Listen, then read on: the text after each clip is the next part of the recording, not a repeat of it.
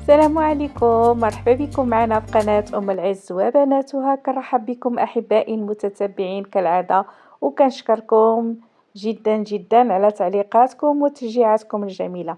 اليوم جبت لكم وصفة رائعة صحية وممتازة، اللي هي كيكة التمر، هشة وعندها واحد الطعم غني وفوائد صحية وسهلة التحضير ومناسبة في كل الأوقات. خصوصا كتعرفوا بأن التمر راه هو غني بالطاقة والألياف وكيعطي للجسم واحد النشاط طبيعي.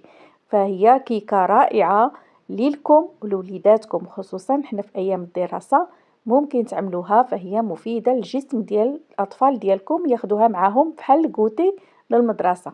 كنتمنى تجربوها وتردوا عليا في التعاليق على الرأي ديالكم.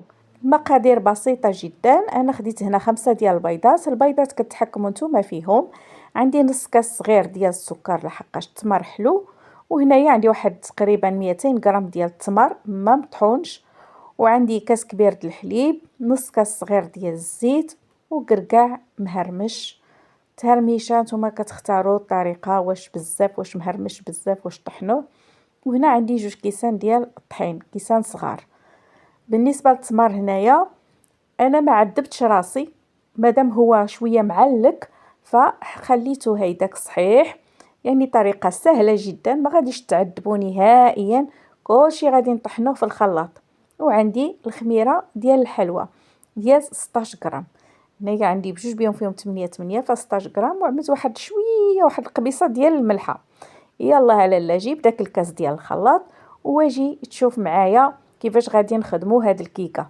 سهله وبسيطه، كلشي كنكبوه في الخلاط، ما غادي ضربي حتى شي تماره. فحطيت البيض، عملت قبيصه ديال الملحه، وغادي نزيدو السكر. ويا لالا حرك لي هاد الماكينه وعملات تخلط دور دور دور دور حتى طحن ديك البيض مزيان مزيان. كل ما طحنتي البيض مزيان كل ما كانت النتيجه احسن.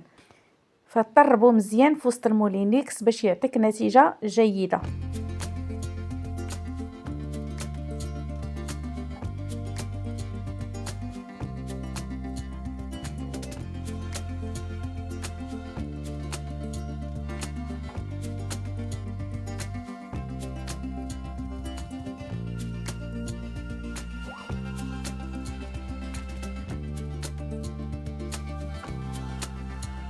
من كيتمخض البيض مزيان غادي نزيدو الحليب.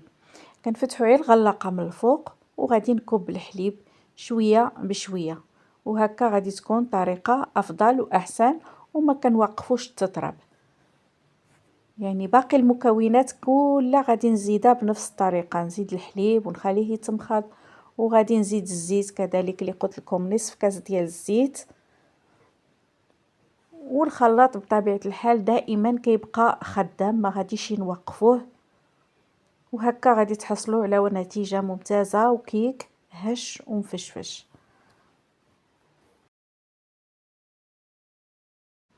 والتمر حيت هو اصلا معلك ماشي قاصح، غادي نكبو هيداك مباشره في الخلاط وراه غادي تطحن، لان كيكون ساهل ساهل كيتطحن. ما عندكم علاش تنوضوا نتوما وطحنوه وضربوا التمره. هكا كلشي في الخلاط كيجي ساهل ماهل، كيسهل عليكم الحال، وكتوجدوا الكيكه في وقت وجيز جدا. يعني كل المكونات كنكبوها في وسط هذا الخلاط. كيبقى لنا الطحين والكركاع والخميره، هادوك غادي نخلطوهم بيدنا. يعني الامر سهل جدا جدا، كيكه سهله توجدوها في الدقيقه 90، وكل شيء يكون واجد ان شاء الله. وطيبوها وتقدموها لوليداتكم وحبابكم يعني بوجهكم حمار. فغادي نختار واحد البول وغادي نكب فيه الخليط اللي خلطته، كب كل شيء.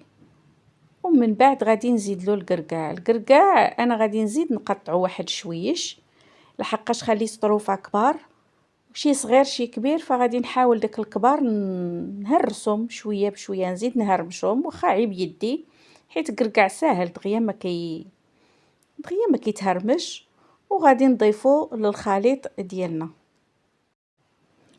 وبالنسبه للطحين كالعاده كنضيف شويه بشويه.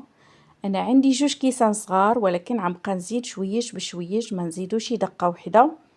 وكنعمل الخميره وانا كنخلط وكنشوف حتى كنوصل للقوام اللي انا محتاجه ليلو. الصراحه واحد الكيكه صحيه، من الحلويات الصحيه الطبيعيه اللي ممكن تعطيوها لوليداتكم، وكذلك حتى ليكم نتوما لما لا.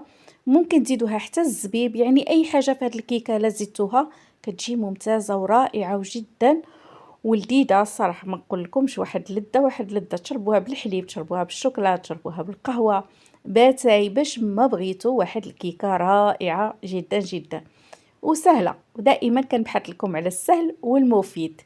نتمنى ان شاء الله تجربوها وتكون معتمده عندكم، بخصوص الوليدات الصراحه راه فيها واحد عده فوائد، كتعطي بزاف الكالوريات للجسم وبزاف الفوائد، كتساعد الاطفال في هاد الشتاء وهاد البرد والدراسه، يعني كتنشط لهم حتى الدماغ ديالهم.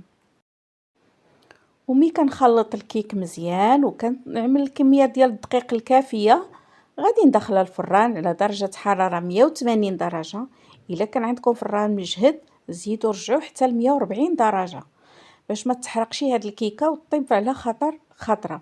كنشعلوها عليها من تحت ومن بعد عاد نحمروها من الفوق مي كنشوفوها بدات كتحمر من الجوانب ديالها. وهانتوما عندكم كيكه واجده سهله مهله.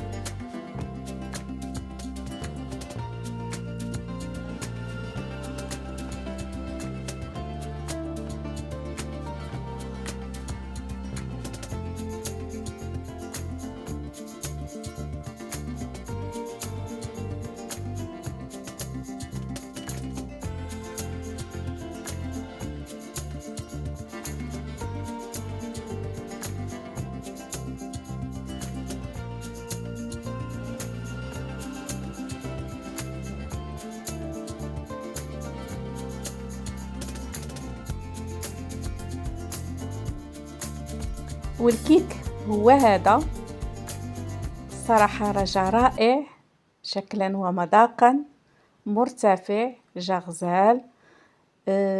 ديك التريتفات ديال القرقاع حتى هما كيزيدوه واحد اللذة وواحد المذاق، تينا كتاكل وكتحس بداك التهرميشه.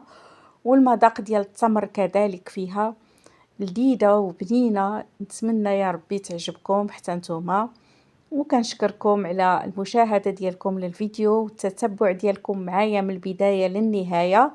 لكم الشكر الجزيل، دائما كتشجعوني باش كنبحث على الجديد. وغادي نقطع لكم الطرف باش تشوفوها كيف جات هشيشه وكيف جات رائعة من الداخل. الصراحة ما تعكزوش عليها.